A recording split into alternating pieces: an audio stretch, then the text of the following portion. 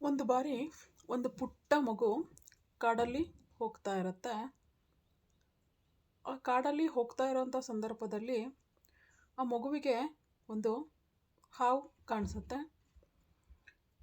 ಮಗುವಿಗೆ ಹಾವಿನ್ನು ಸಣ್ಣದು ಅಂತ ಹೇಳಿ ಅದು ಕರ್ಕೊಂಡು ಹೋಗಿ ಮನೆಗೆ ಸಾಕಲಿಕ್ಕೆ ಆರಂಭ ಮಾಡುತ್ತೆ.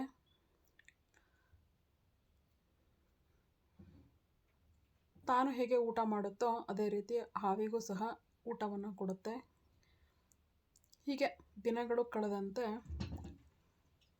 ಹಾವು ದೊಡ್ಡದಾಗತ್ತೆ. ತದನಂತರದಲ್ಲಿ ಮಗುಗೂ ಸಹ ಸ್ವಲ್ಪ ದೊಡ್ಡದಾಗುತ್ತೆ. ತದನಂತರದಲ್ಲಿ ಒಂದು ಬಾರಿ ಹಾವು ಊಟ ಮಾಡೋದನ್ನು ನಿಲ್ಲಿಸ್ಬಿಡತ್ತೆ. ಇದರಿಂದ ಚಿಂತಾಕ್ರಾಂತವಾದಂತಹ ಮಗು ತುಂಬ ಚಿಂತೆಗೆ ಒಳಪಟ್ಟು ಡಾಕ್ಟರ್ ಬಳಿ ಹಾವನ್ನು ಕರ್ಕೊಂಡು ಹೋಗುತ್ತೆ. ಡಾಕ್ಟರ್ ಬಳಿ ಮಗು ಕೇಳುತ್ತೆ, ಡಾಕ್ಟ್ರೇ ನನ್ನ ಹಾವು ಯಾಕೋ ಇತ್ತೀಚೆಗೆ ಒಂದು 7-8 ದಿನದಿಂದ ಊಟನೇ ಮಾಡ್ತಾ ಇಲ್ಲ ಅಂತ. ಡಾಕ್ಟ್ರು ಹಾವನ್ನು ಪರೀಕ್ಷಿಸ್ತಾರೆ. ಪರೀಕ್ಷಿಸಿದಂತಹ ಸಂದರ್ಭದಲ್ಲಿ ಒಂದು ಭಯಾನಕವಾದಂತಹ ನಿಜ ಡಾಕ್ಟರ್ ಬಾಯಿಂದ ಬರುತ್ತೆ.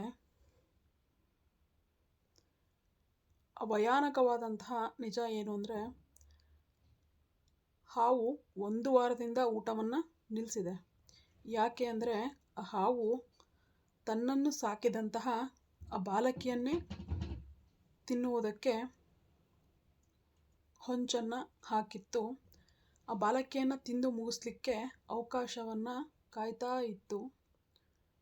ಈ ಒಂದು ಚಿಕ್ಕ ಪುಟ್ಟ ಕಥೆಯಿಂದ ತಿಳಿದು ಬರುವಂತಹ ನೀತಿ ಏನು ಅಂದರೆ, ನಾವು ನಮಗೆ ಗೊತ್ತಿಲ್ಲದಂತೆ ಯಾರಿಗೋ ಒಳ್ಳೆಯದಾಗಲಿ ಅನ್ನೋಕ್ಕೋಸ್ಕರ ನಮ್ಮ ಎಲ್ಲದನ್ನು ತ್ಯಾಗ ಮಾಡ್ತೀವಿ.